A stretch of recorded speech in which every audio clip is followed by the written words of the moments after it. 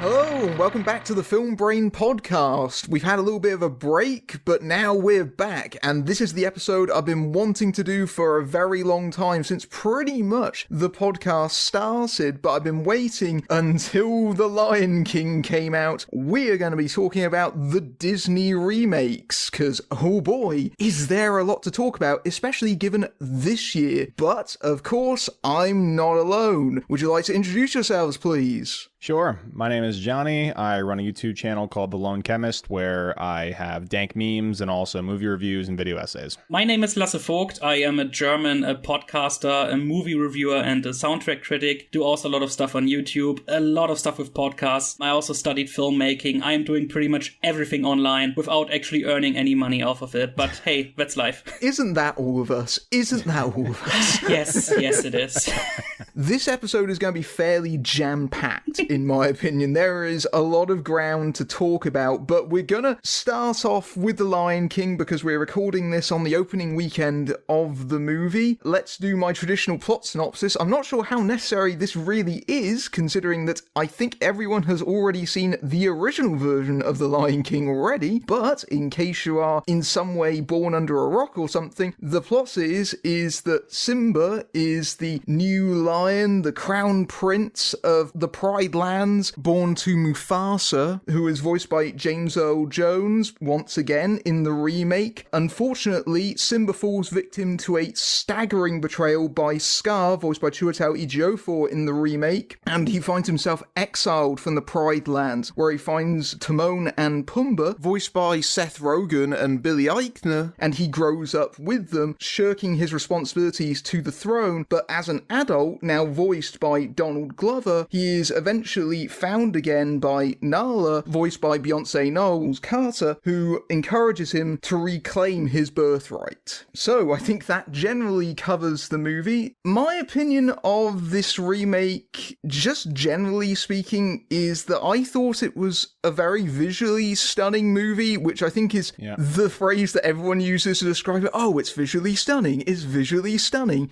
I think that's mostly because that's the only thing you can really distinctly say about it. It is a very pretty movie, but there's also the fact that it's virtually identical to its predecessor, even more so than a lot of these Disney remakes. So when it comes to talking about the differences between them, it really is going to be splitting hairs. But what else did you guys think about it? Here's the thing, though, and you kind of touched on this. You can't deny that this movie is actually a masterwork of technical achievement. It really is. Like, the CGI, the shading, the lighting, it truly is something truly special in terms of what they made in the computer. But the problem that I have with it, though, is it kind of leaks into something that I call National Geographic syndrome, where basically they went for hyper-realism as opposed to anthropomorphized kind of faces in the animals, and that was in that really kind of slowed down the river for me, because obviously with 2D animation you have to exaggerate certain things or leave certain things out of expression, and so that was kind of my general opinion on it. There was all of the beauty of The Lion King with none of the soul.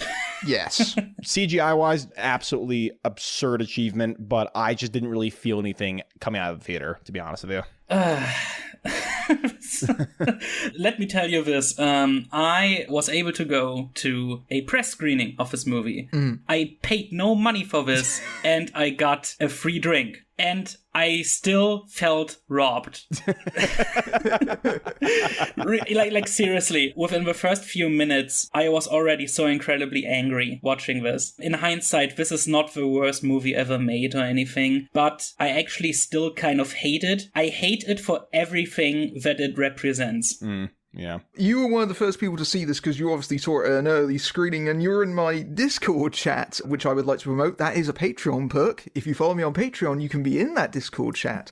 You were telling me about this movie and you were really angry about it at the time, I remember. Oh, yes, I was. I was just letting out some steam, and also online, like Twitter, Facebook. I just couldn't stop talking about it because it's just the crowning achievement of absolutely unnecessary. That's a great way to put it. Yeah. I didn't come into this movie angry. I didn't try to go into it hating it or anything like that. I just wanted to just kind of take it on its own terms, but it's very hard to. It really is, because all the time you're just going, it's the same movie. Exactly. Yeah, it is, because I actually haven't seen the original Lion King in like about a year or so ago. I watched it last because I wanted kind of try to go into this movie fresh in a way, trying to judge it on its own terms. But it's like when I actually watched it, my mind just constantly wandered back to the original, and so I actually wasn't able to follow the lines. Eventually my brain just gave up, because I was like, it's really no use to try to follow the lines and the story, because it's just the exact same story again. I know this. Exactly. And I was going to say, like, to expand on your other point, like the crowning achievement of being completely unnecessary, the reason this thing exists is not because they want to retell the Lion King. It's because it's a comparison piece. That is the only reason this thing exists. It's because there's this story, but now we have more capabilities technologically, and let's see if we can actually, you know, pair this thing next to the original and see how it turns out in CGI. Like, I totally agree. It's far from the worst movie ever, because it's based off one of the best movies ever, so you can't really be terrible. Yeah. Like I said, there's just no soul to it. There's nothing it's trying to say past what they already said in 1994 when this first came out. And the only thing they have to say now is just beautiful CGI, which I can't take it away from Jon Favreau. He's a master of putting that kind of work on display. But I didn't feel anything. No. Like, I felt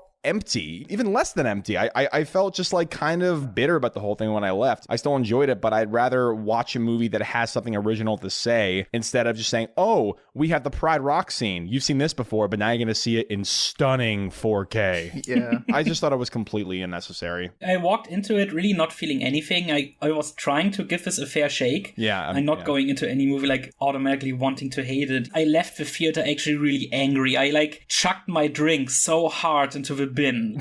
Like I was throwing a little fit in a way. And I've had that feeling before. I remember doing that when I came out of Keith Lemon, the film, and Alien Covenant. So, you know.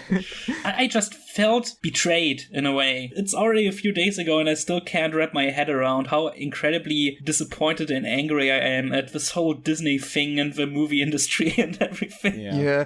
I think now is a good time to kind of talk about the relationship that we all have with Disney and the original film in particular. Yeah. So you mentioned how you were kind of going into it fresh as much as you possibly could do, and you hadn't rewatched the original. I rewatched the original the day before I saw it, and that was the first time I had actually sat down to watch it in probably 20 years. I don't think I'd seen it in a very, very long time, and my relationship with Disney, I wouldn't say, there's a lot of people online that are really passionate about Disney, and they adore Disney, and they love everything about it, and they can name the characters for you. I'm not that person. I think my relationship with Disney is that I liked Mickey Mouse when I was a kid. But yeah, but you know, I didn't go to the Disney parks or anything like that. I've never been to them. And the whole Disney Vault meant that most of the animated titles weren't actually accessible in any real way. Disney kind of blocked access to them. So I always get the sense that Disney stuff was expensive and stuff I couldn't touch, essentially. So that's my relationship with Disney. So most of the Disney stuff that I did see was all the stuff they released theatrically in the late 90s, things like Hercules and Tarzan. So just sort of off the hot streak of the proper Disney renaissance. God, where do I even begin with this? Like, my relationship with Disney, there were, I think, 6 VHS tapes that I had as a kid, and they just, like, cycled in and out and in and out and in and out. One of them was Hercules, because I'm Greek. Soft spot for Greek mythology, of course. And, you know, all the songs are absolute flames. Flubber, for some reason, which I like seeing dancing green goo. I don't know why. Yeah, but I definitely remember seeing Flubber in the cinema. Yeah. So I definitely had those 2 tapes. I had Flubber and I didn't own Hercules, but I did have Aladdin. That was the one. Oh, yeah. But then like my kind of like other tape that I had in circulation constantly was Lion King. Like actually, I'm pretty sure if my memory serves, The Lion King was the first movie that I actually saw. Like, and I actually have a conscious memory of it. So Disney in general, and more specifically The Lion King, kind of has a special place in my heart. Like you, I wouldn't say that like I'm obsessed with Disney or like I'm a complete purist in any way, but I do have a pretty fond emotional sentiment towards a lot of those movies, specifically because the amount of emotion and iconic stories they were able to create out of a computer, pen, and paper from back in the day was really kind of inspiring for me, and maybe one of the reasons why I love film so much today. I wouldn't say I'm a purist, but I definitely am an appreciator, and I can definitely recognize the impact that Disney's movies have had in my life for sure. My relationship with Disney, I mean, I kind of grew up with some of the movies, but me and my brothers, we were really safely guarded by our parents, and we reacted in a certain way to movies. Like, we were very easily scared. It took us for ages to actually finally dare to watch the second half of The Jungle Book, because we're just too scared of Shere Khan. So whenever, the ruins where the monkeys live, when that gets destroyed, that was always the sign for us to turn the VHS off. Oh. But yeah, because it took us like ages to finally be able to see Beauty and the Beast and The Lion King. But there were certain things we watched on a regular basis. Aladdin was one of those. Rescuers, the first one. Certain Disney stuff. But yeah, my relationship with Disney is particular with the original. I always thought, yeah, the original is a really good movie. It's just really not one of my favorites. There are certain things that kind of irk me in a way. I'm not a big fan of most of the songs. But as a kid, I liked it more than I do now. But when I watched it the last time, which was, like I said, probably a year ago, it's a wonderful achievement on a technical and musical level. I mean, there's a reason it's the only Oscar Hans Zimmer has actually ever gotten.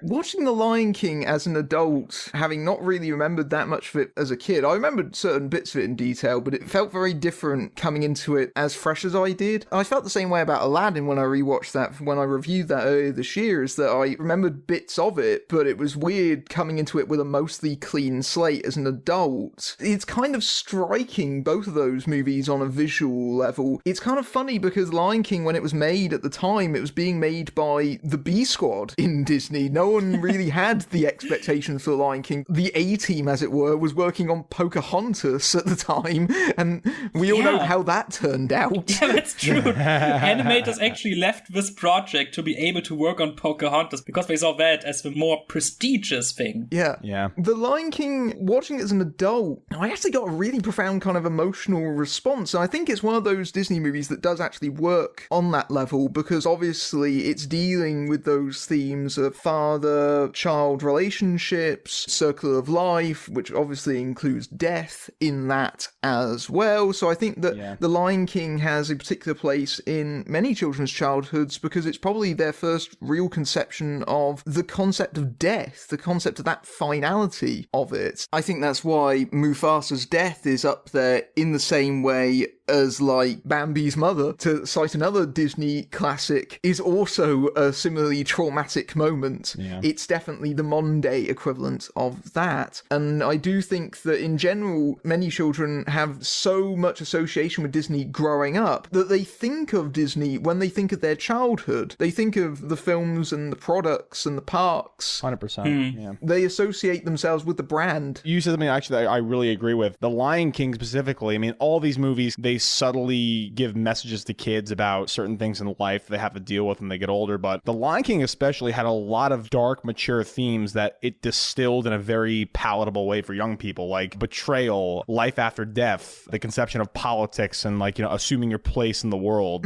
I'm a classic kind of 90s kid, and I think The Lion King definitely had a big impact on me concerning, what I think about the world and more kind of existential, metaphysical concepts in life. When you think of your childhood, I mean, obviously the way you grow up is really important, and I think Disney has a huge part in a lot of people's lives for, their formative development. Yeah, absolutely. Like, it's really kind of ballsy when you watch the original Lion King, and it's like in Bambi, you have, the cutaway, and then the father comes, and, they cut to cute little birds, and it's spring again. And it is like they show the body. It's really devastating. That might be one of the reasons why we weren't allowed to watch it when we were really young, because our parents were afraid that we couldn't cope with this kind of harshness in our animated movie. Is definitely one of the more dramatic and emotional of the Disney films, but also when it has those emotional peaks, it can also be exceptionally joyous as an experience. It's a really vibrant, colourful movie in a lot of ways. Oh, for sure. Well, the original film. I think now is the time to start talking about the various differences between the two versions, which mostly comes down to staging, to be honest. This won't take long. And Seth Rogen laughing as Pumbaa's probably one of the biggest differences Yeah. in the movie. I really cannot stress enough how virtually identical this film is in every way. I'm not even unreal. like talking about scene for scene. At times, it's really line for line. Yeah. It's moment for moment. There's a side-by-side on Twitter, is a great one, of like Scar talking to Simba in the CGI version and then the original version. You can just gather so much more emotion out of that 2D animated still rather than just two lions in National Geographic talking to each other. Yeah. Like, it's kind of jarring. The problem with the CGI, for me, is not on a technical thing. Yeah. I think it's representative of a problem that I had all throughout the movie in that it's just sort of painfully literal. Yeah. Yeah. Like, it's really very on the nose when you start watching it. So, the scene where Simba goes back to Pride Rock, Scar's supposedly desolated the land, in the animated film, that is a very striking visual in that it looks barren, grey, and cold. And in the remakes, they don't really do that. Yeah. They just sort of make it look dry. Yeah.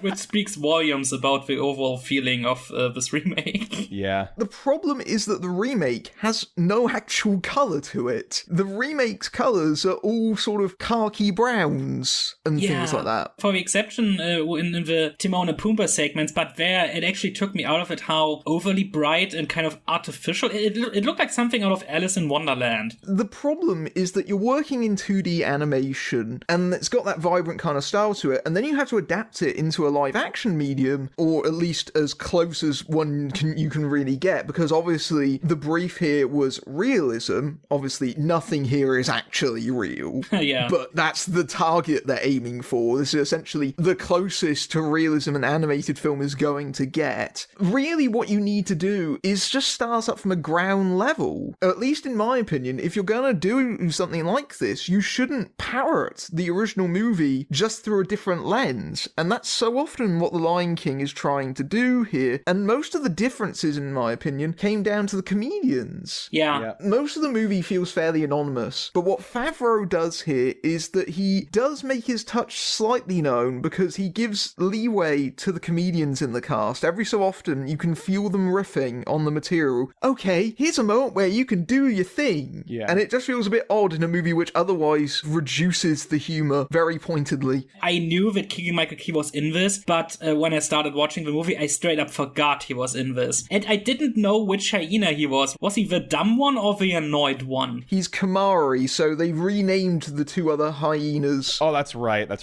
They gave them African names in the remake. Okay, but I actually, when you can't really identify a Keegan-Michael Key's really distinct personality, then you know as a movie you royally fucked up. And that kind of comes down to CGI versus the color, too. In 2D animation, you have a lot more to play with in terms of color palette. Let's say you have Scar and Mufasa next to each other. And the CGI remake, I mean, obviously, like, one is more muted and more bland, and the other one's more like a stereotypical line that you'd see. But in the original movie, Scar looks completely different, and you can actually see the dichotomous tones between the two characters. They're almost like dark reflections of one another, and that's completely lost in the CGI remake. And the same thing with the hyenas. Like the fact that I forgot what the characters actually look like is a problem for me if I'm trying to actually like associate an emotion with the characters. There is a problem with the remake in that all the characters are designed to look the same because that's what lions look like. Exactly. Yeah. And there's no color palette you can do because like if you're going for hyper realism, you're not going to have a black maned lion and a red maned lion and a brown maned lion. They're all going to be lions, but they have different voices. If you're going for hyper realism, I can't tell them apart. The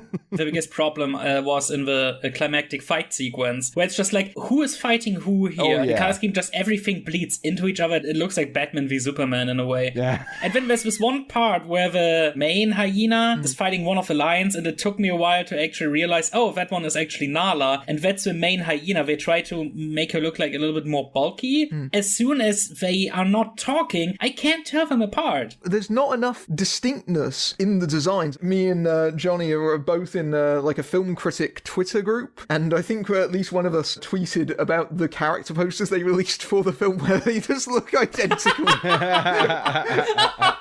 But it sums up the problem for me. I mean, I'm glad you mentioned the climax of the movie because I was genuinely having a hard time following the choreography of what was going on in that sequence because I couldn't actually tell them apart in that moment. But I think there's another moment that also kind of indicates the unfortunate problem there in that they do the reflection of Simba in the water. Oh my god. And it's supposed to reflect into Mufasa, and you can barely identify that it shifted at that point, whereas in the original animation, there was a more distinct difference between those two designs. That's the whole point of like that moment, and it's completely lost in the remake. That's an actual profound moment emotionally in the original, and with this one, that's just completely kicked out the door. Yeah. Also, like the way they do actually the whole thing in the clouds, it's just now it's vaguely this thunder that kind of looks like Mufasa. Yeah. They're also trying to make that one realistic. You know, the cloud magic, because that needs to be more realistic. Exactly. They were trying to make all of these like fantastical things like look completely realistic, and I get it. Like, you know, it's set in the jungle. You got to make it realistic. But magic thunder and magic lightning to make a magic line in the sky, like you really got to go for hyper realism. Like, spare me. Come on. It's so stupid. It's so stupid. It makes no sense. It is basically realism over any sort of sense of fantasy about it, which is... Or emotion. Yeah. Which is so strange, because this is a movie about talking lions. Yeah, it's also you mentioned earlier, you know, the expressionless faces and all of that. The scene that really stuck out to me in that way, and you mentioned that, you know, in comparison to the animated one, the other animated one, I should say, is the scene where Mufasa has died, and you can hear the child actor, you know, he's giving it his all, he's crying, he's sniffing, and there's just nothing in his face that reflects that. Oh man, nothing. And I actually saw, I forget the name, but somebody actually did a thing on Twitter taking certain screenshots of the movie and slightly altering the faces so they show a little bit more emotion, and it looks a million times better. And I'm like, you can't do this in your big Disney blockbuster? Yeah, for millions of dollars, do that. The thing that really screwed with me for the emotionless faces was at the end of the movie when Simba finally beats Scar and he's gonna assume is like the rightful king of the Pride Lands. So in the animated, or the, like you said, the original animated movie, Simba walks up in the pouring rain and all the lions have this pride-stricken face and they're like, oh my god, our king's back. In this movie, they all have resting cat face, like while he's like just walking up to the rock. Are you happy? Are you sad? I don't get it. Like, if I didn't hear Hans Zimmer's awesome score there, I wouldn't even think that was a happy moment. I didn't feel anything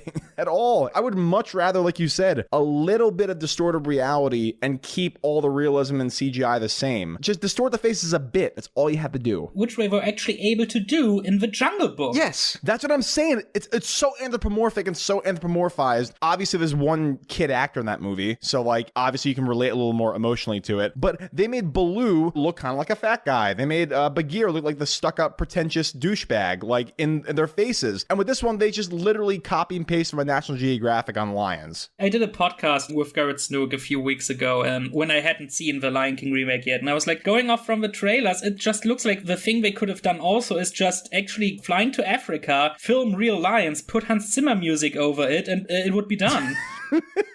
It's such a strange decision because you look at a still shot of this movie and it looks great, but the problem is the movie just keeps looking like the still shot because the expressions on the lions' faces don't change. They aim for realism in every single frame, and what they've done is they've kind of missed the forest for the trees, as it were. Yeah. The expressions don't register because they're so locked into place in that they have to look exactly right. Whereas if you look at animation, if you look in between frames, there's weird stuff going on, but of course your eye doesn't properly register that. Whereas in CG animation, it's got that uncanny valley effect, very subtle uncanny valley effect, but still there in that the eyes aren't really registering the emotion. The eyes are the parts that are really missing from the remake. It's got that effect that the Polar Express has. Everyone kind of looks a bit glassy, dead-eyed. The Lion King has that. The eyes are so important, and has Jon Favreau ever seen a cat in real life? I can tell you right now, those are pretty expressive. Oh, yes. They're pretty expressive in their own way. I mean, you don't have to have human body language. You can just make them expressive on their own terms, and I don't think the film truly accomplishes that. Totally agree. Yeah. Have one of you guys seen the Andy Serkis version of A Jungle Book Mowgli on Netflix? I haven't seen it yet, no. I unfortunately have not. Because that one goes for this approach where actually all the actors who are playing the animals are done with motion capture. So they captured a lot of the emotion in the faces and in the movement. The result looks a little bit weird, but it's so incredibly expressive. Christian Bale plays Bagheera in that one, and it's one of his best performances ever. He actually made me tear up several times. You can tell which characters are which. The one that looks the weirdest is Shere Khan, played by Benedict Cumberbatch, and they're channeling his Smaug voice again. That approach actually kind of worked for me, because you have real emotion in that, and you can connect with these characters. And in this one, it's just blank faces, and it's weird because animals like these actually are kind of more expressive than the normal person gives them credit for, as I should say. I agree. When we're talking about staging as well, it distracted me on two levels, because there'll be times where I'll be going, oh, this is so overly faithful,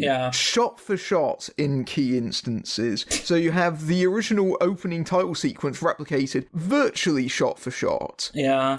And then you've got the sequence in the gorge, Mufasa's death as well played out almost shot for shot, and Simba's reaction to that, it made me chuckle. I mean, obviously there's the video going around where they put the two scenes back to back, and it looks worse the second time around when they do the flashback later on and they slow down the footage, and it makes it look so much worse. It's really weird because they mess up the key scenes in particular. When he, falls down, they don't even play the same music cue. They don't have the horrified expression on Simba's face like he does in the original, where it's like, Jesus Christ, the whole world is collapsing right now. And my dad just died in front of me. It's amazing in the original, so amazing. And in this, it's like they want to rush through it. The key scenes, the really powerful scenes, they don't seem to pay that much attention because the filmmakers just seem to stick their middle finger in the air and say, we know you've seen this, so screw you. I think that there is a presumption on their part of the emotional connection that I think is incorrect. They presume that because of the audience's affinity for the material, that is going to do the work for them in many cases. Exactly. That's such a wrong assumption. You should treat any movie as its own thing, even if it is a sequel or a remake or something like that. You really should try to connect to your audience. And this movie just fails because they just know everybody who goes and watches this, they have seen the original. Just like you said, it's just the totally wrong approach. It's really strange because I get the sense they're really playing it safe here. It's so lazy, though. The problem with doing a remake of something of Aladdin or A Lion King is that those movies are very recent and they're targeting the people that saw them as kids the first time around, and they're really afraid of actually doing anything radical with them because otherwise people are going to throw a fit about it. Oh no, they've changed this, they've changed that. So they're scared of making anything significant like that, and at that point you go, well, why bother at all then? Aside from the obvious one. Oh yeah, for the obvious one being money. The thing that really pisses me off, it's like, I get wanting to update modern stories with the amount of technical prowess that we have now. I totally get it from a computer generated standpoint. I get that there's a lot of things we can do now that we wouldn't really have any hope of doing back in the day. But my problem is exactly what you said. It's like, just because you can do something doesn't mean that you should. Like, honestly, what are we going to do now? A photorealistic Bug's Life? Oh, Jesus. Yeah. Think about that. Having like spiders and ants and stuff be photorealistic. At a certain point, something's got to give. Yeah. We blow this technology out the ass and we completely can do anything in live action now that was even remotely insinuated as animation as kids, or we just kind of let the emotions of those things kind of live on. I don't know if either one's going to be really done going forward, but it comes across as lazy. Yeah. And it comes out as so cynical too, where it's like, it's obvious to anybody who isn't a Disney sycophant that they're doing this solely for the purpose of making money. Yeah. Because The Lion King, the first one, is so charmed and it's so unique, even though it's Animal Hamlet. The emotional sentiment that you're robbed of when you see this movie, regardless of any beautiful photorealistic CGI there is, it's a shame because it's just a very cynical look at the movie industry. And going back to the point about staging, when they do change the staging, it's always to dilute it in some way that makes it feel inferior. Yep. This is particularly clear clear in the musical numbers. Oh yeah. Oh, which again shows the difference between the two styles of animation, in that a great chunk of Hakuna Matata is in a straight line. Yeah. Just them walking. Actually, most of I Can't Wait to Be King is similarly done in a straight line, and it's desperately trying to keep up with the tempo of Elton John and Tim Rice's music. And it's not happening because, of course, you've got the physical limitations of what they're trying to adapt on screen very obviously apparent. It's the same thing as in the Aladdin remake with the Prince Ali. Oh, man. Just staged as them just sort of in a very slow-moving parade float. Yeah, compare that to the Genie song, You Got a Friend Like Me, where they actually, they use the CGI to actually do some creative stuff with movement and camera work. Yeah. That was one of the better stage musical numbers because they can do anything they want with the computers. The Jungle Book had the same problem. They have the creative musical number, Bare Necessities, where they do all sorts of stuff, and in the remake, it's just them swimming in the river, and then the Wanna Be Like You song. It's just, the Christopher Walken ape just sitting there. In that movie, it's like, okay, do you want to be a musical or not? It's kind of going back and forth. But in this one, it's when you have a bunch of songs and they are all staged so boringly. Yeah. I mean, Favreau is not really a visualist, not in my opinion. That's really obvious here. He just doesn't really have the imagination for it. I think he knows how to handle a technically intense movie, but he doesn't have an eye. No.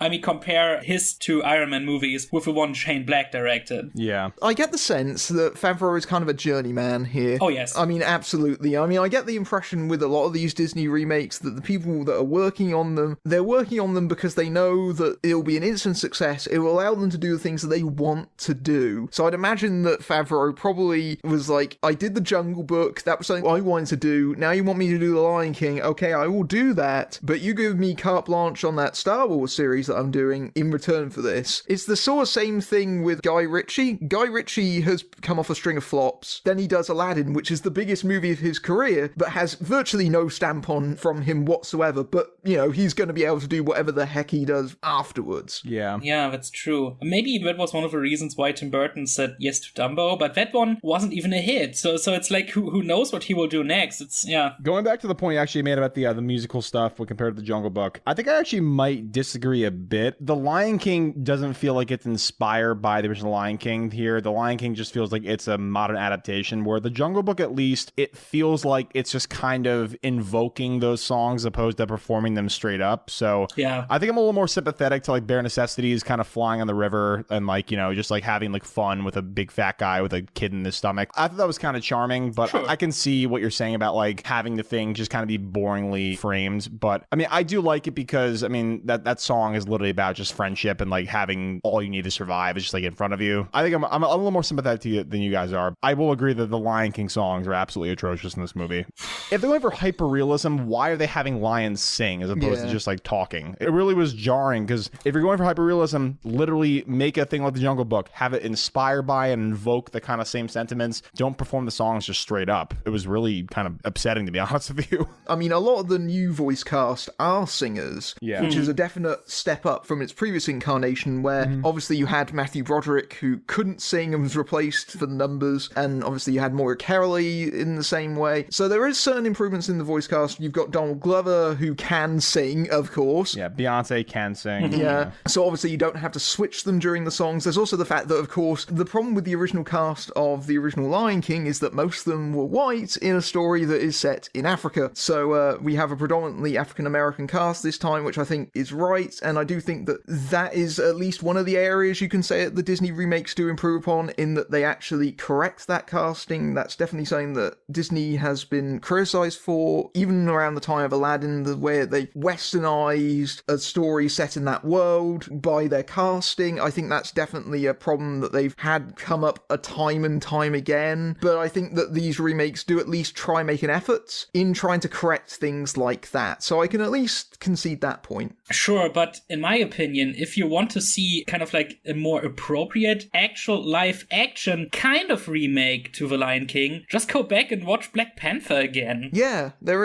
is also that idea, yeah. Because that one has kind of similar story beats and essentially tells us a similar kind of plot with the right changes. That actually is the more appropriate remake, in my opinion. That's a good point. Yeah, I think Black Panther lends itself pretty well to like that kind of remake ethos for The Lion King. This kind of brings in like the bigger question where it's like, should they even bother from like a fan service standpoint with these movies going forward? They got to know that people hate these movies, or at least hate the sentiment that it gives off. Do they though? Do they? Yeah, it seems like they are deaf to criticism. That is true. I mean, they're Disney. Like, Mickey Mouse runs the wallet. So. They cast a lot of actual singers, and then they cast Seth Rogen. Okay, I will say this though. Seth Rogen was probably my favorite part of the movie. I'm going to be honest. Yes, mine as well. I did like Seth Rogen in the film, but, he can't sing.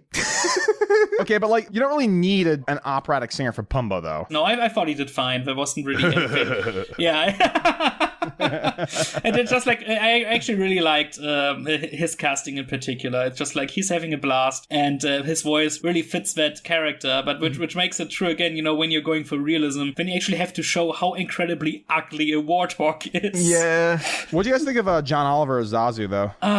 It was hit or miss for me because he never said anything. And I like John Oliver, but all his supposed gags fell flat to me. Yeah. Yeah, you can clearly tell that someone said, okay, we can't have him do Rowan Atkinson. So most of his dialogue is actually different, and you get the sense that Oliver is riffing in those sequences. Yeah. He's just not great. There did seem to be like a little passing moment where they kind of acknowledged that he was the host of Last Week Tonight and on The Daily Show, where he goes, this is the news! Yeah, true. That's pretty funny. When he flies up to the rock, and then Mufasa is like, news report. I was actually afraid that we were going to do a morning report and all of that. Yeah. And I was like, no, please don't. But they don't. They at least were that smart. There was a couple of other meta moments that they interjected into the movie, like the bit where Seth Rogen's Pumbaa says, oh, you've grown 400 pounds over the course of this song.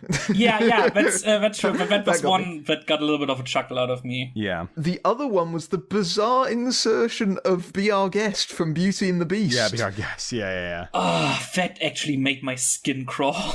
They replaced Tamun sort of dancing in the hula, which I think in the original was an improvised line anyway, and then they kind of riffed on it, and they decide, okay, we're going to have a meta reference to another Disney film in a film which is also in many other respects pretending to be realistic. It's just totally out of place. And I mean, in the original, that song also kind of breaks the fourth wall, but it's in the way it's animated, it's exaggerated. You can allow yourself that kind of stuff. You can let it go. It took me a while to actually recognize what they were doing, but when he said "Urdiner," I was like, oh no. Oh man. Yeah, that made me sad. What made me much more sad is actually, let's talk about the elephant graveyard in the room. Be prepared. Oh, man. It actually, to me, it seemed like Ejiofor refused to sing. Yeah. It's like he was just standing in front of a microphone. He was like, I'm only continuing this if I don't have to sing. And so it's like 1 minute. And it took me about 20 seconds to realize that they were actually doing the song, because there was this big fit online where they actually said they were going to cut out the entire thing. That was the biggest surprise and shock in the movie for me. It's like, oh, they're actually doing Be Prepared, but then they kind of didn't. It was over, yeah.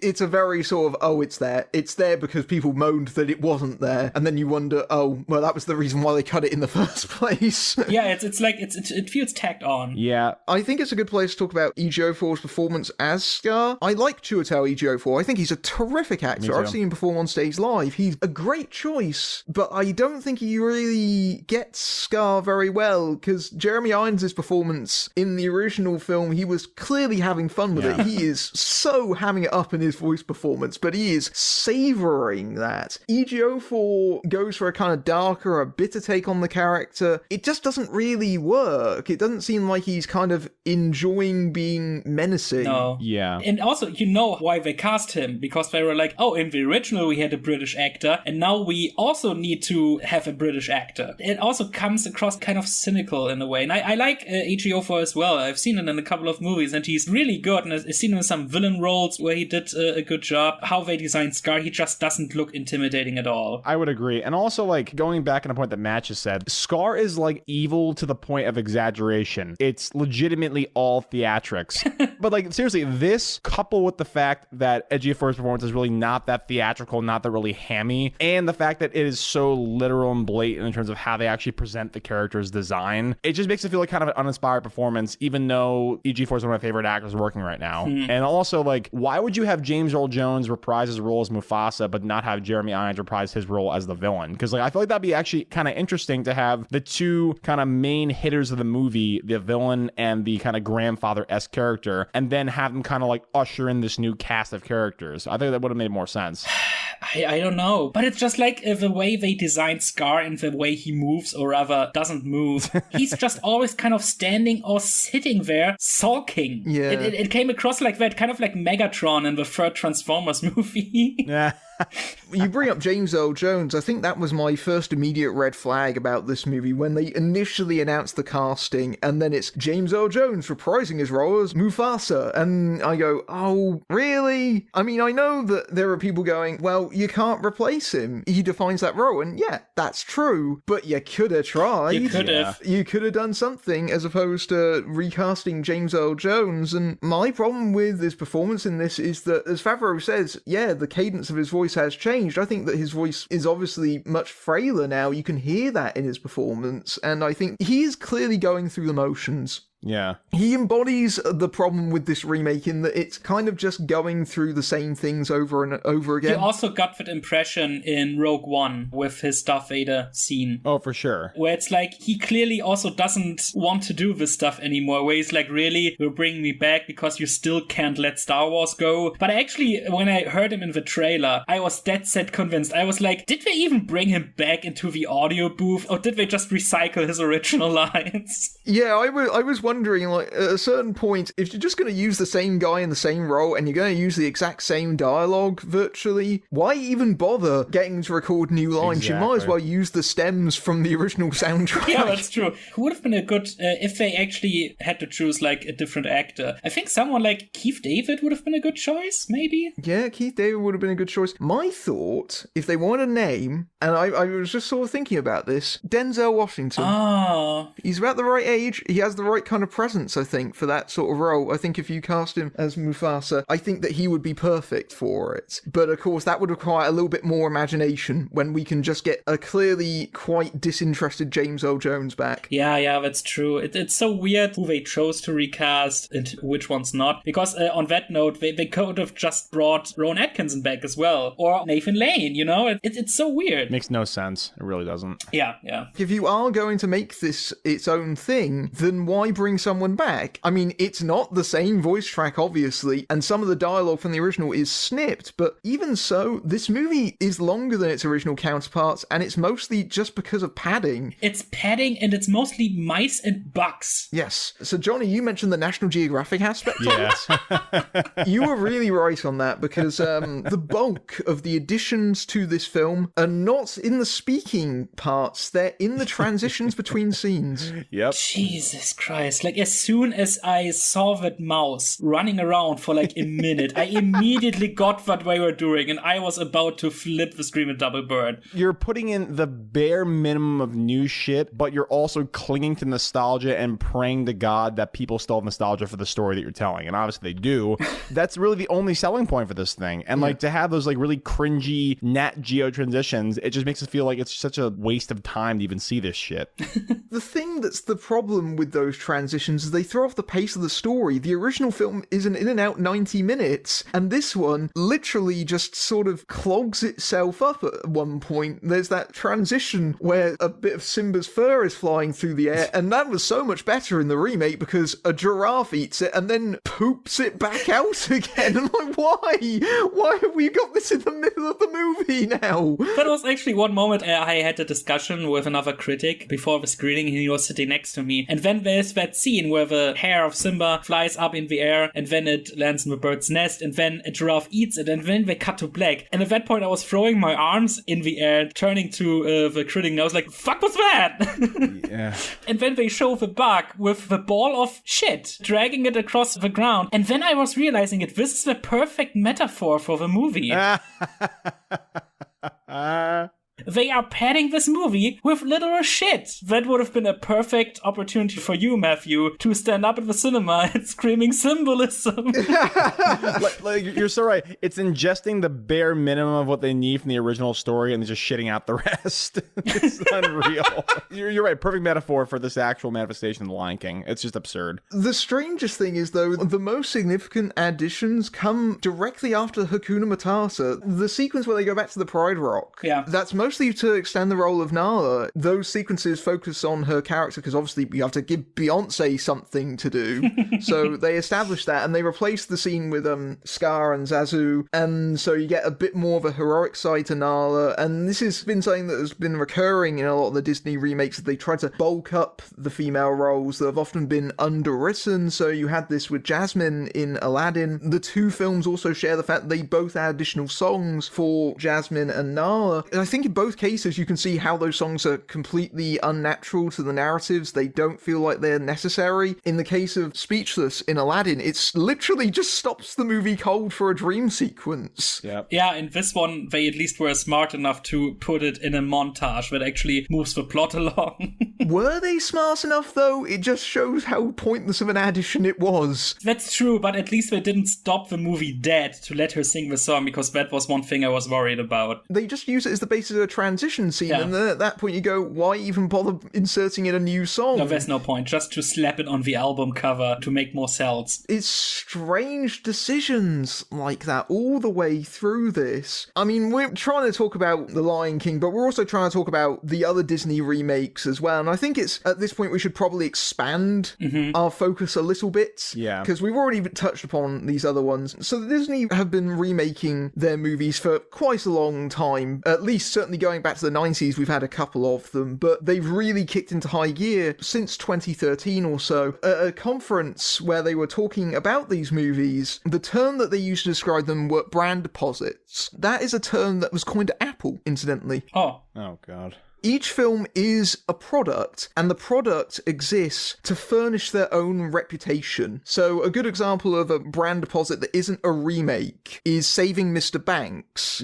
That is a brand deposit movie because it is furnishing people's nostalgia for both Mary Poppins, but also Walt Disney. It's sort of a hagiography of him to a certain extent, although it's surprisingly accurate to the truth. Yeah. It kind of rewrites the story in that, oh, P.L. Travers really loved the Disney Mary Poppins. Spoiler alert, she didn't. No, bit they are doing is more subtly in a way where it's like, okay, she's kind of sympathetic towards it in some cases, but they kind of leave it open in the end, which I thought was actually the smart move. I actually really liked that movie, like the way they were. It was cute. I don't mind that movie, but it is definitely Disney writing their own reputation, as it were. Yeah. Sure, but they are actually fairly critical in some cases, which I actually really enjoyed. Yeah, there are a lot of movies like that I actually am more sympathetic to. Like, I mean, not as blatant of a case, but Christopher Robin's also another one like that. They take a story and they have kind of a third-party view on it, but they also kind of like have callbacks to other Disney properties. I'm more sympathetic to those that actually bolster the brand as opposed to just taking the exact same thing and recycling it through a machine of CGI. Yeah. I actually really liked that one as well. Like, it was kind of like cute. It was really cute. The Hook version of Christopher Robin. I liked it as a quasi-sequel in a way. Exactly. They really did a good job. Yeah, I quite liked Christopher Robin when I got around to seeing it. I enjoyed it. I thought it was a bit weird watching that and Mary Poppins Returns fairly close together because the plot beats are very similar, which is odd. You would have thought someone would have pointed that out at some points that they're very similar. But it's kind of interesting that Disney has gone back to Mary Poppins not once but twice over the last several years. I think that's a very interesting decision. I mean, the way the Disney remakes are handled now are very different to some of the earlier Disney remakes. I mean, obviously Jungle Book was remade in the 90s, but that technically isn't a Disney film. That was one that they distributed, the Stephen Sommers movie. Yeah. Because they didn't handle that in the UK, so it's not technically a Disney movie, but of course 101 Dalmatians, the John Hughes written version, which is very loosely based on the animated movie. I didn't see that one. I just want to give my kind of like thoughts generally on Disney remakes. I've been sounding really cynical, like shitting on The Lion King. I don't think that they're impossible to do. I mean, obviously, like the post-child of that is The Jungle Book. I think Jungle Book's actually a fantastic film, and I think that's a good testament on like you can pay homage to a story while also like have your own kind of spin in the story and kind of expand the world forward. And even Mowgli, the one on Netflix that we were talking about earlier, I haven't seen it, but it seems like they kind of take that story and they kind of invoke it as opposed to just have a straight up retelling. So I'm not saying that they can't be good, but when it leaks into this kind of just churning out the exact same thing over and over and over again, it just kind of makes me feel like my role of a viewer is not an active one but a passive one, because I've already reacted to all of these things before. I'm supposed to just like fork over my money and see this shit over and over and over again and have a diluted form of the exact same emotional sentiments that I've already had. It just seems cynical. Yes. Like you said, if they have more either brand bolstering or brand deposit movies, I think I'd probably be more sympathetic towards it. Like if they had, I mean, I don't know, like a Scar prequel or something, would that be kind of cringy, but at least that'd be original? I don't know. Like it feels kind of icky, like for a very immature word, to like just churn out the same thing over and over again and expect people to have a unique emotional sentiment towards it, as opposed to just doing something actually original. Maleficent kind of gets lumped into the Disney remakes, and I don't technically consider Maleficent or its forthcoming sequel, which also features Chiwetel Ejiofor, Link. Oh, true, yeah. I don't consider those to officially be remakes because they're not. They're kind of jumping off, as you say, from Sleeping Beauty, but they're not the same thing. It's a twist on the story, and there is interesting things going on in Maleficent. I don't think that was a very successful movie. When I reviewed it several years ago, I wasn't very positive on it. I thought it was very confused about what it was trying to do with its main character, in that it's trying to make her simultaneously both hero and villain, but at least it's doing something different with it. That's true. I actually kind of enjoyed that movie, and also in the very first sentence of the narration, they actually say, let's take a story you already know and see if we can twist it a little bit or something like that. So from frame one, they establish what they're trying to do with that. And yes, it's trying to go for something different. It's not so much of a remake as like a retelling in a way, a new spin on it with a new twist. And the sequel will be even further away from the source material. But at least, I mean, it looks like from a trailer, it looks like, a generic fantasy movie, but at least it's not a straight up remake of anything. What you said there is what the best remakes do, is they take a story that's familiar, they update it, and they change it, and it makes it relevant and contemporary, and do things they couldn't do previously before. That's what the best remakes do. We're not trying to crap on the process of remakes or the existence of them. There are good remakes. Yeah. There's also a ton of them that are just totally unnecessary. Yeah, absolutely. Like, I'm one of the people, I really enjoy Peter Jackson's King Kong. Doesn't need to be 3 hours long, but it's like, this is a guy redoing a movie he obviously loves and just trying to do his own spin on it. And it really works. I really enjoy that one. Yeah. There is something to be said about remaking a movie that you have some kind of passion for, but there's also something to be said about taking the inspiration from something and then turning it into something else. And a clear example of this is Pete's Dragon. Yeah. Pete's Dragon, the live action movie, nothing to do with the animated one virtually. That was one I actually haven't seen, and I heard it's really, really good. But that's one of those cases. It didn't make any money, apparently, and that was one of the early ones, and that was the sign for Disney. Okay, scratch all of this kind of approach. Let's do it completely safe from now on. But, I mean, to be fair, though, Pete's Dragon was not really the most popular Disney film to begin with, though. No. I get why it didn't make money, even though I actually really like Pete's Dragon. But that's kind of the problem in the first place. Yeah, they're playing it safe because they've done movies like Pete's Dragon that have totally bombed at the box office. But, of course, the problem was that people don't have an emotional attachment to it in the same way that they do The Lion King or like Aladdin. But that gives you so much more free rein to actually do something with them, as opposed to something where people have such a connection with them. If you do change them, you'll really get people riled up, because you'll get people that are annoyed that you haven't changed enough, and then you'll get people that are annoyed that you did change things. A remake that would be incredible for live action today in a modern sense would be Treasure Planet. I think that Treasure Planet would be probably one of the most effective remakes I've ever done. I'm not a huge fan of the original movie. I think there's a lot of problems with it, even though I do love Treasure Island as a story. But this seems like it would be be perfect for kind of capitalizing on the kind of modern framework they're trying to bring Disney into. And because The Treasure Planet was kind of a bomb to begin with, I feel like the fact that you're actually going to be depicting human beings in a futuristic story in 2019 or 2020 or whatever would be actually really interesting to do. But I think that like just churning out CGI animals is really going to shoot them in the foot at the end of the day.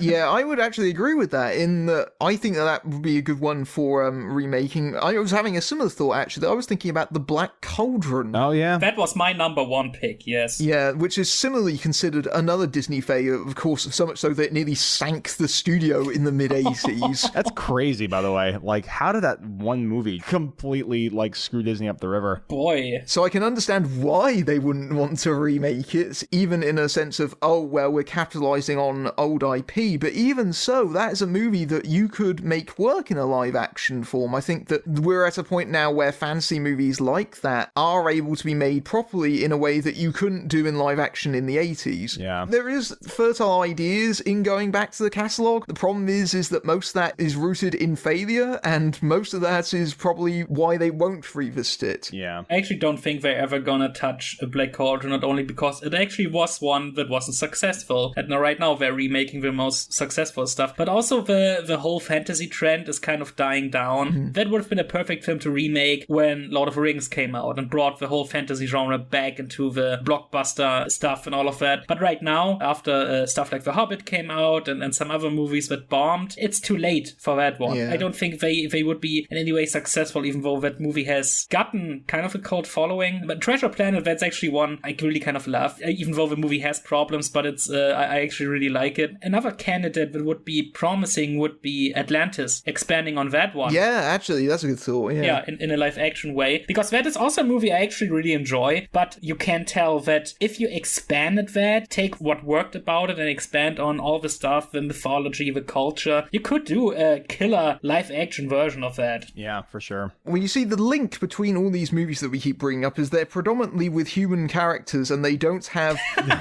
hugely fantastical elements like genies or talking lions in them. Have you noticed that there's a bit of a trend in the ones that we keep discussing as opposed to the ones they keep remaking? Absolutely, yes. I guarantee you, at a certain point, they're going to try the rescuers and all of that. Realistic talking mice. And they're going to. I guarantee you, because right now they're talking about redoing Hercules, where I actually thought that was one they wouldn't touch, because recently Hercules has kind of gotten a bad rap in cinema, even though I actually really like that Dwayne Johnson run. And now they're trying to do like, okay, who could play this one? Who could play that one? I'm like, no, please don't. Like, the original isn't really that good. Still, it's brand recognition, it's name recognition, just for the sake of it. Yeah. Yeah, that's the problem with these. We should probably also talk about the other remakes that came out this year, because this has been a jam-packed year for remakes. Oh, God.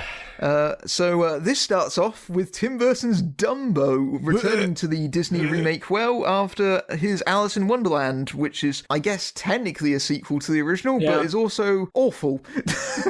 And Dumbo is made me depressed, actually, to be honest. It was so bad. Oh my God. You're gonna hate me. I actually kind of liked it. For shame. I could sort of understand it. I mean, I'm just a huge sucker for Tim Burton stuff, and I would be the first one to say Alice in Wonderland is just awful. But that is just him, like you said in your Aladdin review, I think, Matthew, Tim Burton being corseted into the Disney brand and all of that. But I think actually in Dumbo, you can tell that he had a little bit more free range. I just got sucked in by the music especially. I got a little teary-eyed whenever Dumbo flew. I get why people wouldn't like it, but I actually think they expanded on the story in a way that made sense, because the original is barely an hour long. Yeah. It's just so weird that they have this capitalist criticism in it, in a movie made by Disney. That's something you pointed out on Twitter, I think. It's like, it's so weird to see a Disney movie portraying this kind of theme park and all of that in a negative way, where I'm like, are they aware that they are basically criticizing themselves, or is this also something that slipped their minds? Are Disney executive genuinely actually stupid? Yeah, it's such a weird movie when you look at it on that level. I mean, this is kind of the exception to the remakes that have come out this year, in that it is obviously largely rewritten adaptation from the original, it's one of those ones where they have actually completely gone back to it, and obviously that's understandable. I mean, you're not going to have those crows in it, are you?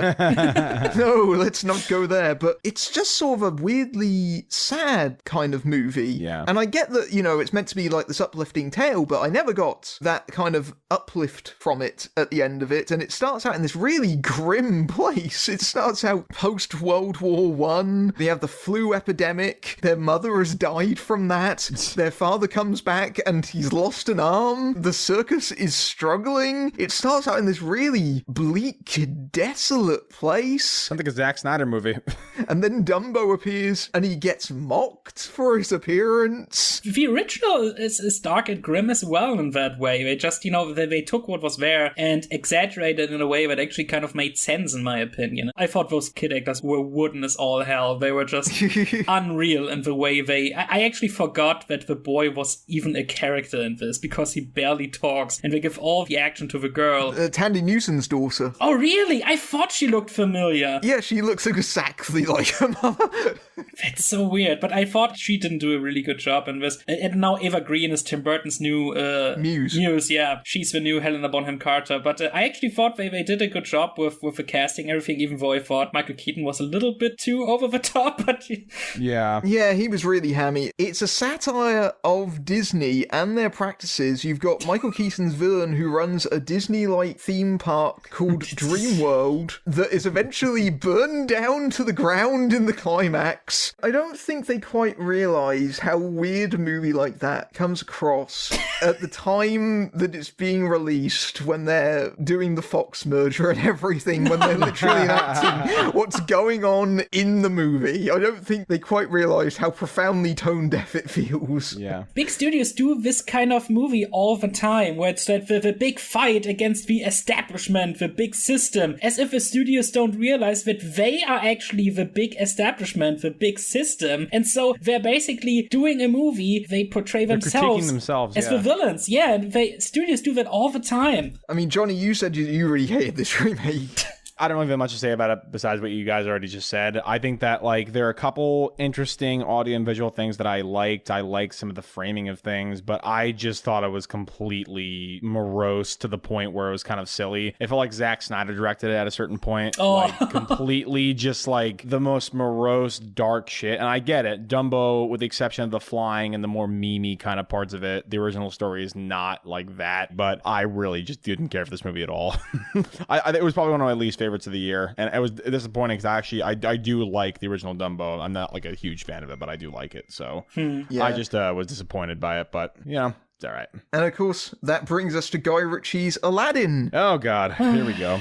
Yeah, so another remake that is virtually scene for scene, not entirely line for line. There are more substantial differences than there are in The Lion King, but there's also the fact that obviously you have to replace Robin Williams with Will Smith, because Robin Williams, when he died, in his will, he said that Disney couldn't release any new outtakes of him for 25 years after his death. Yeah. I get the impression is they didn't have that blocking them. Because he recorded so much for the original film, there was already talk that they were going to make something called Genies, like this sequel made entirely out of outtakes that were never used for the original. I get the impression if they didn't have that stipulation, they would have used those as the basis for an entirely new performance, and it would have got into this whole other level of resurrecting a performer from the dead that you've already got kind of creepily in like Peter Cushing's Rogue One performance there. And right now, I actually think after they did that stuff with Peter Cushing, I think all of the Hollywood actors actually put that into their contracts, their stipulations, that actually studios couldn't do that anymore with them. Yeah, it's creepy and invasive. But anyway, on Aladdin, the movie itself, I went in fully expecting to hate it. It's not like I wanted to like be upset. I went in looking like I was going to despise it. And I actually didn't really despise it to the point where I thought it shouldn't be made. I thought there were a couple of good things they did with it. Couple things that I really hated. I hated the main actor. Mena Massoud. Yeah, whatever his name is. I forget. But I hated Jafar. Oh, boy. Oh, he's majorly miscast. Yes. I was thinking the entire time, why the hell isn't Jeremy Irons Jafar in this movie? It would legitimately fix probably half the things I really hated about the movie. He just has no presence to him. No. Bring me the lamp. And I'm like, dude, you're supposed to be the most sycophantic and weird and creepy villain, and I do not think of anything like that when I look at you. It upset me. It's like they also try to make up for that fact that he's not intimidating at all, because like in his first big scene, he kills one of his henchmen for no reason to see like, see, he's the bad guy because he killed a person. I had the same experience that you did, Johnny, in that I didn't hate it. I had sort of an expectation that I was probably going to hate it, but I didn't. I didn't dislike it heavily enough. I just thought it was really boring. Yeah. You know, Aladdin and Lion King, they don't have that much in the way of story to them, and yet they feel the need to pad them out to almost 2 hours in length, and that's the point where you start going, okay, I'm losing attention here. The story is very straightforward. You're not adding any new dimensions here. You're just simply expanding what you already had. Yeah, but there's a reason why those movies are so short, because of course those scripts were longer. Of course they cut some stuff because they realized, hey, this is not important to the actual story. I also didn't hate the remake. Went to it with low expectations. That was one I didn't see in the press screen. I actually paid money to see that one, but I actually thought, you know, the whole thing, there were some interesting things I liked, but whenever Will Smith was on screen, I was like, this is where the movie actually came to life, where the different spin and his take on the role really worked. There was one moment that made me laugh out loud when they did the fourth wall break with the cinema screen, when he reveals the lamp behind the back trick. That made me laugh out loud. That was really good. Yeah, that was a high point actually for me. And I like legitimately went in fully expecting to think that Will Smith was a bastardization of the character, and I was like, this guy sucks. And actually, he did a really interesting thing with the genie where like I actually liked his performance on screen, and it wasn't like a disrespectful Robin Williams impression. He invoked the kind of boisterous parts of the character, but he added his own personality and take to it, which I thought was actually really, really effective. It was a respectful performance, I think. I think that's the thing, is that we say that, I can't see anyone else in the role, but technically that's not really true. I think if you cast the right performer, a part is replaceable. Yeah, I don't think you can entirely erase someone's performance. Yeah. But I still think that there is room for another performer to do their own spin on it. Exactly. In a way that is simultaneously respectful and doing something different. The same principle applies to Mufasa, in that they could have done that there in the remake, and they didn't. It shows the problems when you don't make those decisions. Yeah, I think that was probably one of those instances where they said, hey, he's still alive, and if it ain't broken, why fix it? Yeah. But it still comes across uninspired and lazy in a way. Yeah, for sure. My big problem with the Guy Ritchie Aladdin is that it didn't feel like a Guy Ritchie movie. Yeah. I mean, I hated King Arthur Legend of the Sword, but at least it was a Guy Ritchie movie through and through. Oh, it was. Aside from a couple of bits of speed ramping, you'd never know he touched it whatsoever. Yeah.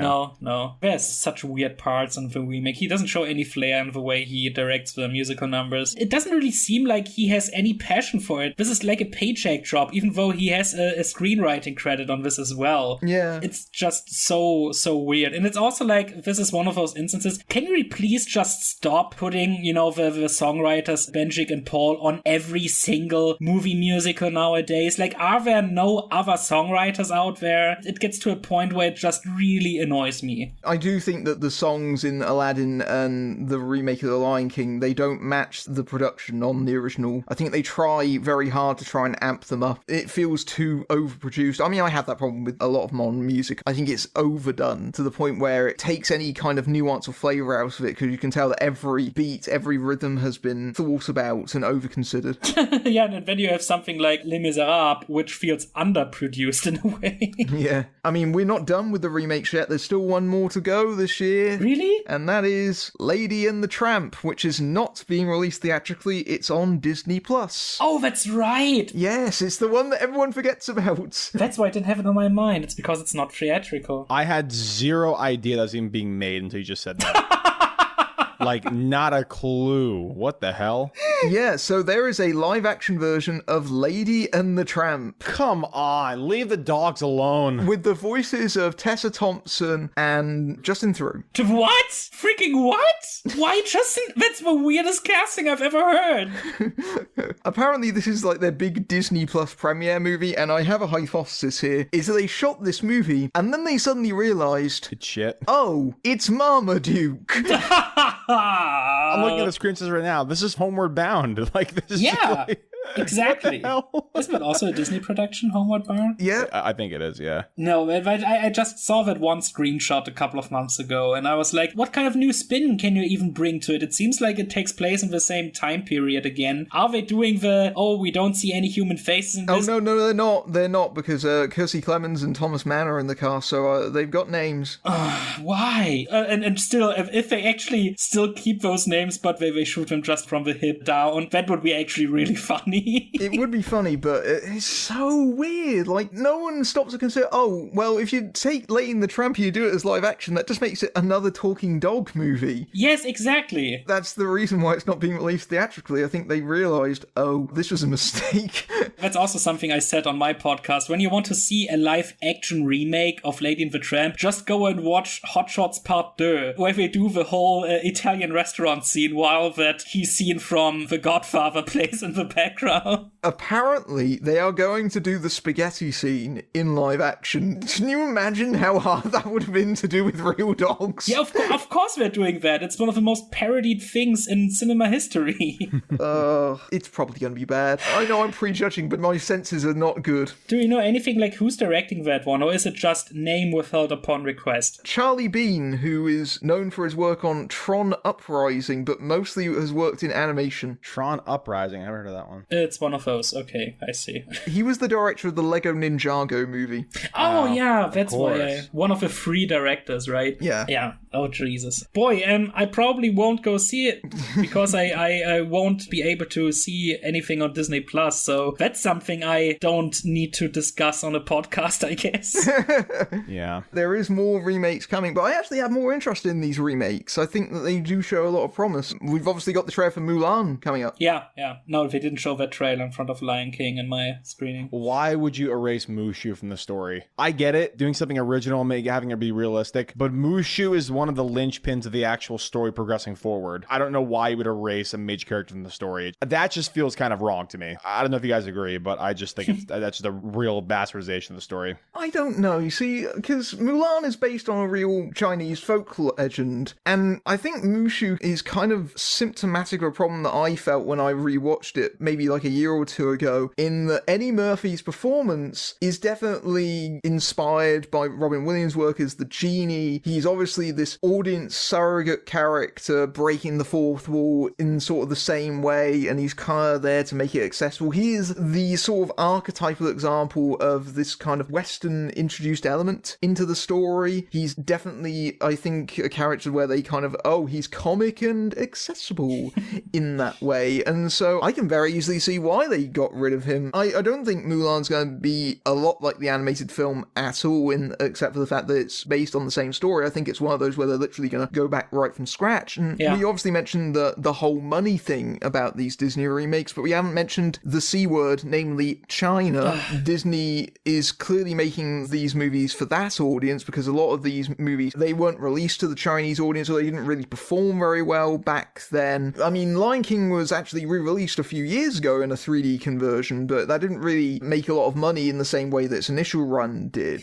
That was primarily for the Chinese market because they were very big into 3D and still are to this day. Mulan is definitely their most concentrated Chinese play. I think the Lion King remake was actually opened in China a week before it opened in any other territory. Oh yeah. That makes it very clear who this was specifically aimed at. You realise, it's not made for us. It's made for what is currently the second biggest movie-going territory in the world. Disney realized they don't make any money with Star Wars over there in China. Star Wars doesn't work in China, no? It's so weird. Why doesn't Star Wars work there? Maybe because of a magic angle or something? Like, I don't know. Because they tried to pander to the audience by casting certain actors in Rogue One, and it didn't work at all. And then immediately Disney realized, okay, we've lost them with this kind of movie. Let's try something else, I guess. Yeah. So Mulan is definitely made for a Chinese audience, and it's made specifically for them, and they're trying to integrate it more into the culture. And as I understand it, the early word on Mulan has been very positively received by Chinese audiences. They really appreciate appreciate that they're getting a Disney movie that is their own. The original Mulan didn't do very well back in the day, and they didn't like it. They felt it was a very kind of Americanized version of their culture, and, you know, they were right on that opinion in my thoughts. Sure.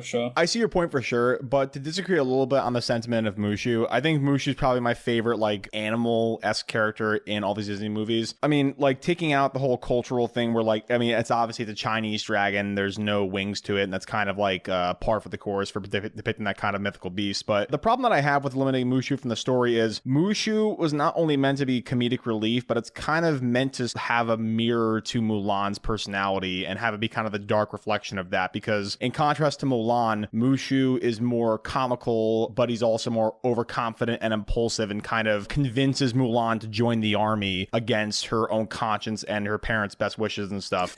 And obviously, like, Mulan has that kind of sentiment inside her to, like, you know, be a war hero. But I just feel like having Mushu kind of subtly almost be a critique of that kind of ambition was really impactful for me. I totally get what you're saying, though, with the whole cultural aspect of it. But I just think that eliminating that kind of character from that story kind of misses a fatal point the movie's trying to actually make. But I see your perspective, too. It could go either way. As a fan of the actual character, I was kind of disappointed they chose to excise from the movie. Yeah, sure. I think it's, again, because it's trying to take a more serious take on it, I think that character would be misplaced because he is overtly comic relief. Yeah. Oh, for sure. I just don't think the character would fit in this incarnation, especially considering the trailer looks like Crouching Tiger, Hidden Dragon. You know? No, for sure. Mushu was a predecessor to what Eddie Murphy later was doing in Shrek. Yeah. My thing with Mulan is that might be the first theatrical experience I actually can remember. I watched that in the theater with one of my aunts and maybe like also one of my brothers. It was really impactful to me. It's still one of my favorites in a way, how they write the characters, the songs, the visuals and that. And also, like, yeah, the comic relief in that is really funny, but it's amping off the success of what Robin Williams was doing. And this actually proves my point of remakes, which is like, people are already mad, like, oh, they cut Mushu out, they cut the songs out, it's not the Mulan of my childhood. I'm like, I hate that logic, because I was like, people, you can just go and watch the original, right? Yeah. You realize that those movies aren't automatically erased, your DVDs aren't suddenly blank. When you want to watch the original, go watch the original. Yeah. Why would you want to see just a weirdly different take on the original again if you can just watch the original again? That's the problem with the Lion King remake. Why would you pick this version over one that is exactly the same but is inferior? It feels like a hollow carbon copy. In a remake, I want something different. I want something new, and this one looks like it's doing something new. I mean, it's kind of weird that a film with Chinese cast and it's taking place in China and they all speak English. This is kind of like the 47 Ronin situation. Yeah. At least there's no Keanu Reeves in here, like, oh, conspicuous Western star. Yeah, exactly. Who they blatantly edited in later, as you can clearly tell. Yeah. In this case, the trailer, I was like, okay, no, they're going back to the original story. They're playing it straight, and I don't know what they will do in the details, but it looks really nice. It looks like a remake that actually has a purpose. Yes, and that's exactly what you want. Of course, we've also got The Little Mermaid coming up. I don't think cameras have actually started rolling on that. Oh, no. We won't be seeing that for a long while anyway. We know very little about that this time, because obviously this is years ahead of when it comes out. I already have like a good feeling about it, just from the casting of Halle Bailey in the title role, immediately by casting someone black in the role of The Little Mermaid. That makes it a huge difference there. Maybe the rest of the movie will be very faithful to the rest of the script, but even that alone, you know, it has various different effects across the story, and it has so much that it could add to it. I'd have to see how things progress from here, but that by itself initially gives me some confidence about it. Yeah, that's true. I'm thinking about, because it's Rob Marshall directing that one as well. It's really weird that they get the director who depicted mermaids a couple of years earlier in a very vicious and creepy way in Pirates 4. Oh yeah, in Pirates of the Caribbean. Yeah. Well, that's true, yeah. Did they look at that footage of like, you know, this is the right guy to direct our Little Mermaid movie? It's like they saw Pirates 4 and like, you know what really improved this mermaid scene? A musical number. And it's kind of a musical number. They sing a song before they start eating the pirates. I mean, Marshall's got a lot of experience with directing musicals. He did Chicago and he did 9. which I actually liked that movie a lot, yeah. At his worst, he can unfortunately fall into that journeyman category. His work on Pirates of the Caribbean 4, definitely that. Yeah. Oh, he did Mary Poppins Returns, didn't he? Oh, wow. I forgot about that. Yes, he did. Yeah, he did that. I didn't see that one, actually. That was one where I was like, I really don't have to see that. I like the original just so much. And this looks like it won't give me anything new, even though it's kind of a sequel, but I think it's also a remake at the same time. It's just, I didn't want to see that. It is a sequel that is technically a remake. You know, it's one of those. Yeah. And I can sort of understand that. I mean, a long time has passed between the two movies. You know, you got 60 years of development, but it is faithfully recreating all the beats of that story. And it is basically another Disney remake by another name. But I liked certain aspects of it. I liked Emily Blunt's performance as Mary Poppins because you can clearly tell that she wasn't doing Julie Andrews. She was trying to do something a little bit closer to what P.L. Travers wrote about Mary Poppins. Oh, I see. Okay. So she's kind of a bit more of a brittle version of that character. So she's not really kind of as sunshine and roses and all that. She's not as chirpy as the Andrews version. Sure.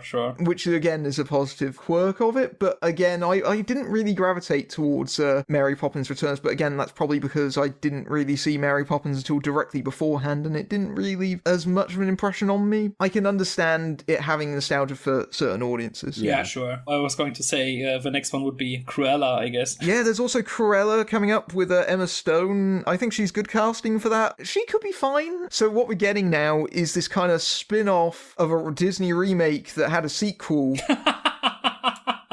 That's true. They're going to go like the Maleficent approach with that, I'm pretty sure. Could be interesting, but it's like, do you really want to see a character who wants to kill puppies to make clothes out of them in a sympathetic way? Yeah, exactly. It's like Maleficent with dogs. And I don't know. They're going to fall in this trap now where like they're going to have the kind of the Wicked syndrome where like every evil character, they feel like they're going to have to justify what they're doing. Where like, I think just having a dirty capitalist dog killing idiot is probably enough. But I mean, I don't know. The movie is probably going to be pretty decent, I guess. I don't know. And of course, the last upcoming one that is at least in production is Sword in the Stone. I didn't even know this was being made until I looked at the Wikipedia page. I'm like, oh! I didn't either. I was thinking after King Arthur Legend of the Sword flopped so horribly, I was like, they should stay the hell away from King Arthur stuff. Is there any information, like who's directing this? Who's in this? One Cars Frasnidillo, who did 28 Weeks Later. Oh, yeah. So, good director, but we literally have not heard a single thing. No. Apparently it's going to be on Disney Plus as well, so okay. I guess technically you consider this a TV movie. Okay, that might explain it. Because I was like, did J.J. Abrams produce this? Because we don't know anything about it yet. Lately you have seen that certain IPs, like those public domain things, don't make money anymore. You can see that in the flops of the most recent Robin Hood, King Arthur Legend of the Sword, Legend of Tarzan, and also now The Kid Who Would Be King, which I actually really, really liked. But you can see that people are no longer interested in these kind of materials anymore. When you are not a comic book movie or a Disney movie, and mostly those comic book movies are coming from Disney, you are going to bomb. Yeah. This brings up an interesting point, I think, in that what is your opinion of Disney now? Has it changed? And do you think audiences' opinions of Disney are changing because of these remakes? I mean, obviously the audiences are still going to see them, but at some point they're going to realize, I have seen this movie before. Why am I paying $10-15 to see this at the cinema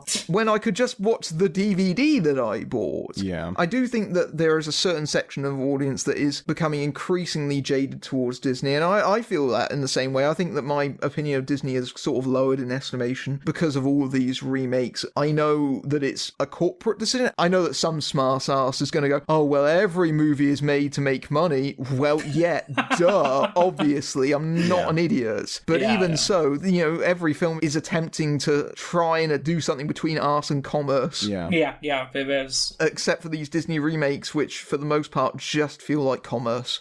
Here's my opinion. Like, I just think that Disney gave off a more emotionally satisfying sentiment with their movies back in the past, but now that they've become legitimately a conglomerate, it's just more in your face that they're just more cynical, exploiting certain things for the sole purpose of making money. Obviously, like you said, every movie does that, but it's never been as blatant as it is now. And I'm not saying that like you shouldn't make money from movies and you shouldn't like capitalize on certain things for audiences, but I just think that it's kind of too blatant and kind of too close for comfort in these times. But there's not really much you can change about that. That's kind of the way movies are, but Disney kind of puts it in the forefront, if that makes any sense. Yeah, I kind of agree with that. It's like nostalgia has become so incredibly dangerous. It's weaponized. I talked with some critics after the Lion King screening, and they were kind of coming up with excuses to justify this remake. You know, it's obvious that they like it because they remember liking the original and all of that, and it's just like nostalgia blinds so many people. And nowadays, they just make most of these movies because of IPs or star recognition, not because a small idea is actually the selling point. Stuff like Jaws, Predator, Alien, or Die Hard was really simple ideas. They don't seem to do these anymore. These Disney remakes are a perfect encapsulation of this kind of approach. You know, I could talk hours and hours about this, but that's basically the point. I think what it comes down to is that the fact that Disney is so dominant in mainstream cinema at the minute, because obviously they own Marvel, they now own Fox, they have the movies that they're producing through their animations, you got Pixar. It feels like, especially this year, they have dominated over the discussion. You've had Avengers Endgame, which is now the highest grossing movie of all time. You've got Toy Story 4. Like 1 in 4 tickets is for a Disney movie. Yeah. You've got an article recently in the Hollywood Reporter complaining from other studios that Disney has bought up all the big play dates. You are competing against this increasing monolith. And yet, what they're releasing is, I think, some of their most creatively stagnant outputs they've ever had. Yeah. They are coasting along on their prior success because they know that they are too big to fail. That's not to say that they haven't had misfires like A Wrinkle in Time or what clearly is going on with Artemis Fowl right now. Yeah. But even so, those are like minor blips in comparison to the ongoing successes that they've had. And if you keep paying to see these movies, they're gonna keep making them. If you don't like these movies, seek out the independent cinema. I mean, it's a really hard time for the smaller movies to try and get their voices heard against the huge marketing campaigns that Disney have, especially considering that, you know, in America, they obviously own ABC, so they got cross-promotion through them. It's saturation blanket point coverage, and it's a little bit depressing when you think about it. Yeah. This company will own the world at a certain point. I actually have a theory that in about maybe 20 years, all cinemas and all over the world, they will be owned by Disney, and they will only play the newest Disney movies and the newest comic book Marvel stuff, and the whole rest of other films, those will get directly to streaming. That will be our future. I really hope not. But I don't think that Disney's prominence right now, especially with the fact they're not trying, really helps very much in terms of the creative output, because all the studios are trying to replicate what Disney's doing in that they're basically trying to copy the success of the MCU and shared universes and big franchises. Yeah, but it's also, and I don't want to put down Disney because they, aside from these remakes, they still do a lot of good stuff in my opinion. You know, the stuff they let Pixar make. I mean, after Toy Story 4, the next 4 Pixar movies they announced, that's all original stuff. I'm really looking forward to Onward. That looks like a really fun idea. The stuff they do with the MCU, I really enjoy. You know, Frozen 2 actually looks really good. That doesn't look like a retread of the first movie. That looks like it's going into a totally different direction in terms of tone, in terms of story. And I'm really looking forward to that, and I still admire a lot of what Disney does. I liked most of the other animated movies they did, stuff like Wreck-It Ralph and Tangled, all of that. But it's like those remakes, I mean, they know that in order to keep making money and fund maybe some of the more better stuff, they know that they have to do these safe movies, kind of like how probably Pixar did Toy Story 4 to fund all of those original movies they planned. Yeah. I'm not trying to put down the quality of what Disney does release, but it's actually quite high when you think about it. There is a lot of really good quality product there. Yeah, for sure. But, you know, there is a certain point where you go, having a 40% market share isn't really good for anyone, to be honest. Yeah.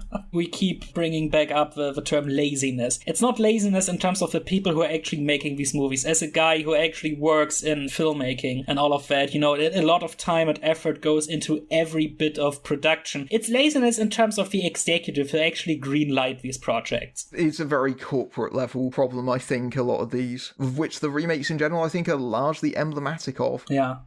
Yeah. I think we have discussed this very authoritatively over the last 2 hours. I know, man. man. Covered a lot of ground. It is probably time to sign off. So, Johnny, where can people find you? All right, so you can find me at youtube.com/thelonechemist. You can find me on Instagram at thelonechemist, and you can find me on Twitter at thelonechemist1. Some guy took my name a couple years ago. Very sad. Oh. Yeah, check me out. I got a new video on The Spectacular now coming out in like a couple weeks or so please check that out. And thanks for having me on, man. No problem. Lasse, where can people find you? You can find me on Facebook and Twitter at Lasse Vogt. My own podcast is called Fans About Films. You can find it on SoundCloud and iTunes. Together with Laia Perez, I host It's 90s Christmas podcast on Podomatic and iTunes. A little bit of a break going on right now, but we will come back. It's about actually 90s nostalgia and Christmas media. I have a YouTube channel, The Depp, and I write soundtrack reviews for scoregeek.wordpress.com. If you are out there and speak German by any chance, I am part of the podcast network Telestammtisch, where we talk about all the new movies that are coming out. Big shout out to those guys. Like you see, I do everything online. Please check my stuff out, and thanks for having me here. I had a blast. Excellent. You can find me on Twitter, FB_BMB. You can find me on Facebook at FilmBrain Reviews, on Tumblr at FilmBrainBMB, and also, of course, my YouTube channel. Look me up at FilmBrain. But until next time, I'm Matthew Buck, fading out. Thank you for listening to the Film Brain podcast. Hope you enjoyed it. Just a reminder that if you want to support my work, be it podcasts or YouTube videos, please go to my Patreon at patreon.com/filmbrain, where you can experience those episodes early, among other perks. And just a quick shout out to my Patreons, Tim Poppleton, Sofox, Inigo Almandoz, Tim Tark, G Viral, Robert Murray, Henry Jacob, Manuel Jonan, Marley Berrickmans, Joshua Bowden, Honore Hayek, Jonah Gustafsson, Tom Oliver Maddox. And remember, if you have any feedback about the show over social media, please use the hashtag FilmBrainPodcast. Oh, and I may have had a little bit of trouble saying the word Mufasa. Oops. I mean, admittedly, it's not helped by the fact that Mustafa falling, kind of ragdolling, looked really goofy. Is there a reason you're calling him Mustafa? That's the guy from Austin Powers, right? Oh yeah, it is. Okay, sorry. I'll go back and redo that a second. It's because I'm having a brain fart. So I'm having to remember. I was just thinking, like, should I correct him? Should I? And then it's probably good that you did. Okay.